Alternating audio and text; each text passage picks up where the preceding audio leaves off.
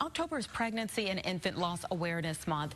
It is an issue that impacts more people than you may realize. Just here in the U.S., 1 out of every 4 pregnancies ends in miscarriage, and 1 in every 160 pregnancies ends in stillbirth. So we've got to talk about it. We need to open up more. Today, we're joined by Heidy, a local mom who has experienced infertility, and Dr.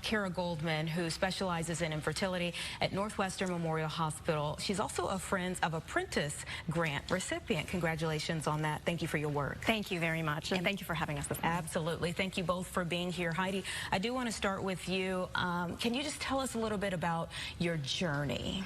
Sure, and Anita, thank you for having me. You know, I have 2 children, a 5-and-a-half-year-old, and I have an almost 2-year-old. Hi, Oliver and Lottie. But my journey and my husband's journey started a handful of years ago. We got pregnant very easily, and unfortunately, that first pregnancy resulted in an early loss. And we were told, you know, try again, and try again we did. We got pregnant right away with Oliver, and, you know, we thought that that part of our infertility journey was behind us.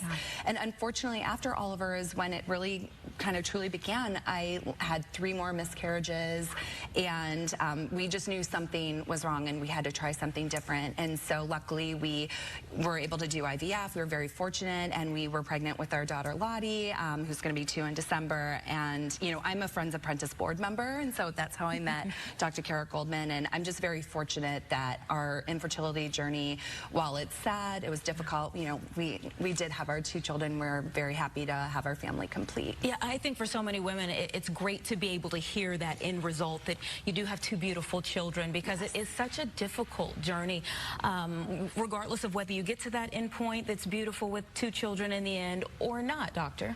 Absolutely. It is incredibly painful. I think anything involving fertility and family building is just so core to who we are and to how so many people kind of see their futures.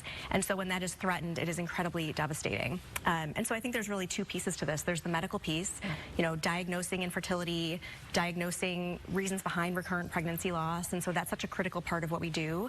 We have our current pregnancy loss program at Northwestern Medicine, led by my friend and colleague, Dr. Bernardi. And that's an incredible piece of this, of, you know, understanding it and treating the medical reasons, but the psychosocial piece is so critically important. And I think that the grief of infertility and pregnancy loss stays with people forever.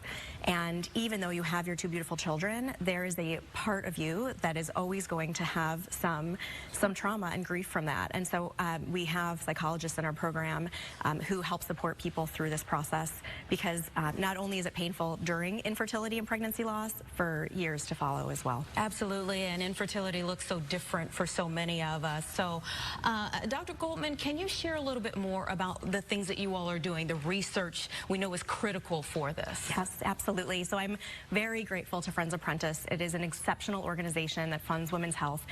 Women's health is shockingly underfunded, and it is a very small part of the NIH budget. And so we know very little about pregnancy loss and infertility compared to other disease processes. And so my research is in evaluating ovarian aging and ways to protect the ovaries during chemotherapy treatment and during physiologic aging.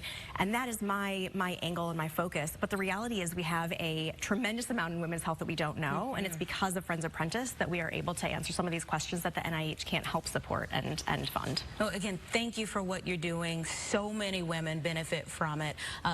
Thank you for sharing your story, because women benefit from hearing it and knowing that we're not alone in this journey. It's always good to have sisters on the way.